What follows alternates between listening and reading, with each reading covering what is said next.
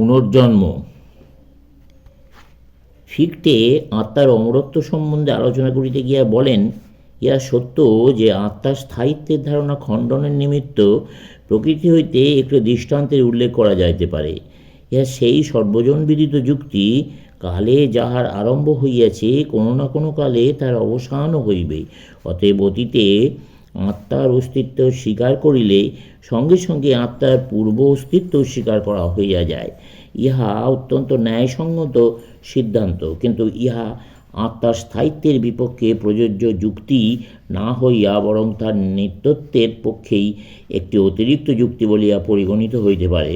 বস্তুত কেউ যদি এই আধ্যাত্ম ও শরীরবিদ্যার অন্তর্গত স্বতঃসিদ্ধ সত্যটি বুঝিতে পারেন যে প্রকৃতপক্ষে কোনো কিছুরই সৃষ্টি হইতে পারে না, তাহলে এই সত্যও ধরিতে পারবেন যে এই স্থূল শরীর অবলম্বনে দৃশ্যমান হইবার পূর্ব হইতেই আত্মা বিদ্যমান ছিল।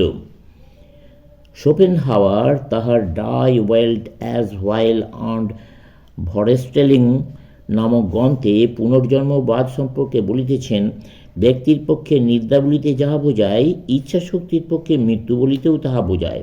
কারণ স্মৃতিশক্তি ও নিজ স্বাতন্ত্র্য যদি সর্বদা ইহার সহিত লাগিয়া থাকিত, তবে প্রকৃত লাভের সম্ভাবনা না থাকিলে ইচ্ছাশক্তি কিছুতেই অনন্তকাল ধরিয়া একই কর্ম অনুষ্ঠান ও যন্ত্রণা ভোগ করার জন্য টিকিয়া থাকিত না। কিন্তু ইচ্ছাশক্তি উহাদিকে দূরে সরাইয়া দেয়, এবং ইহাই লিথি নামক বিশ্বরণের নদী। এই মৃত্যুরূপ নিদ্রার ভেতর দিয়া ইচ্ছাশক্তি পুনর্বার অপর একটি নতুন বুদ্ধির দ্বারা সজ্জিত হইয়া সম্পূর্ণ এক নতুন জীবরূপে আবির্ভূত হয়। এক নতুন দিন তখন তাকে নতুন এক তটভূমির দিকে প্রলুব্ধ করে। এইরূপে দেখা যাইতেছে, এই নিরন্তর জন্মপ্রবাহেই পরপর সেই অবিনাশী ইচ্ছাশক্তির জীবন স্বপ্নগুলি রচনা করিতে থাকে, এবং যতক্ষণ না নির্দিষ্ট পরিমাণ ও নির্দিষ্ট প্রকারের বিচিত্র নিত্য নতুন উপদেশ ও অভিজ্ঞতা লাভের ফলে ইচ্ছাশক্তি নিজেই নিজের বিলোপ ও বিনাশ সাধন করিতেছে, ততদিন এই রূপেই চলিতে থাকে। ইহা উপেক্ষা করা যায় না যে ব্যবহারিক অভিজ্ঞতা প্রসূত যুক্তিও এইরূপ পুনর্জন্ম সমর্থন করে।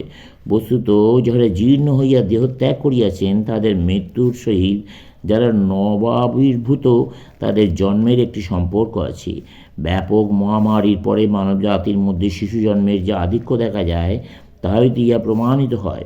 চতুর্দশ শতকে প্লেগ মহামারী, ব্ল্যাক ডেথ ফলে যখন পূর্ব গোলার্ধের অধিকাংশ মানুষ মৃত্যুমুখে পতিত হয়, তখন মানবজাতির মধ্যে অস্বাভাবিকভাবে সন্তান উৎপাদিকা শক্তি বৃদ্ধি পাইয়াছিল এবং প্রায়ই যমজ শিশুর জন্ম হইত। ইহাও লক্ষণীয় যে এই সময় যে সকল শিশু জন্মগ্রহণ করিয়াছিল, তাদের কেহই পূর্ণ সংখ্যক দন্ত লাভ করেন নাই। এইরূপে প্রকৃতি আপন শক্তি যথাসাধ্য প্রয়োগ করিয়াও খুঁটিনাটি ব্যাপারে কৃপণতা প্রকাশ করিয়াছিল।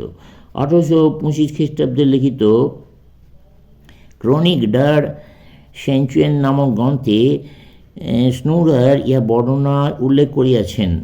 ক্যাসপারও তাহার 1835 খ্রিস্টাব্দ লিখিত গ্রন্থে এই প্রাকৃতিক নিয়ম সমর্থন করিয়াছেন যে কোনো একটি নির্দিষ্ট জনসমষ্টির মধ্যে দেখা যায়, তাদের জন্মসংখ্যার হার তাহাদের মৃত্যু সংখ্যা ও আয়ুষ্কালের হারের উপর অতি সুনিশ্চিত প্রভাব বিস্তার করিয়া থাকে। কারণ জন্মের সংখ্যা সর্বদা মৃত্যুর হারের সহিত সমতা রক্ষা করে। ইহার ফলে সর্বত্র মৃত্যু ও জন্ম সমান হারে বৃদ্ধি বা হ্রাস পায়। বিভিন্ন দেশ এবং উহাদের বিভিন্ন অঞ্চল হইতে বহু তথ্য সংগ্রহ করিয়া তিনি সন্দেহাতীত রূপে ইহা প্রমাণ করিয়াছেন।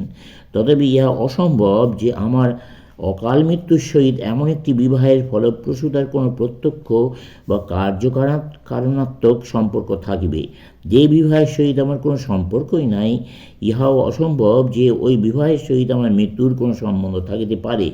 এইরূপে এক্ষেত্রে আধ্যাত্ম তত্ত্বই অনস্বীকার্য রূপে এবং অত্যন্ত বিস্ময়করভাবে জাগতিক বিষয়ের ব্যাখ্যার প্রত্যক্ষ ভিত্তিরূপে প্রতীয়মান হয়। প্রত্যেক নবজাত ব্যক্তি সজীবতা ও প্রফুল্লতা লইয়া নবজীবনে আবির্ভূত হয় এবং ওইগুলি উপঢৌকনের মতো উপভোগ করে, কিন্তু জগতে বিনামূল্যে কিছুই পাওয়া যাইতে পারে না। এই নবীন জীবনের জন্য অপর একটি নিঃশেষিত জীবনকে বার্ধক্য ও জরারূপে মূল্য দিতে হয়, কিন্তু তাহার মধ্যেই এমন এক অবিনশ্বর বীজ নিহিত থাকে যা হইতে নতুন জীবনের উৎপত্তি হয়। উভয়ে একই সত্তা। শূন্যবাদে বিশ্বাসী হইলেও সুবিখ্যাত ইংরেজ দার্শনিক হিউম অমৃততত্ত্ব বিষয়ে সংশয়াত্মক এক প্রবন্ধে বলেন, অতএব এই জাতীয় মতবাদ সমূহের মধ্যে একমাত্র পুনর্জন্মবাদী দার্শনিকদের প্রণিধানযোগ্য।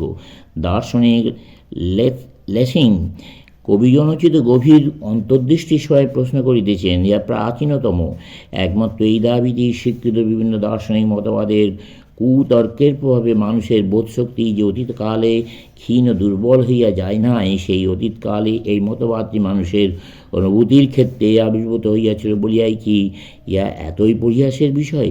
যতক্ষণ আমি নতুন জ্ঞান, নতুন অভিজ্ঞতা সংগ্রহ করিবার ক্ষমতা রাখি, ততক্ষণ কেন আমি বারংবার ফিরিয়া আসিব না?